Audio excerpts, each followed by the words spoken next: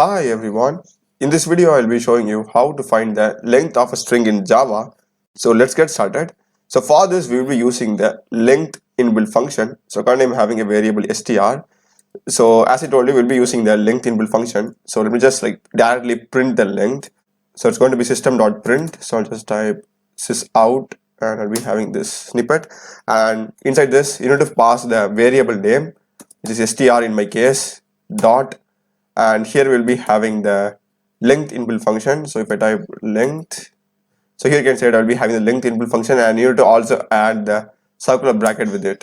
So that's it. And if I just now save it and compile it first and run it again, so we'll be getting the output as 5, which is the length.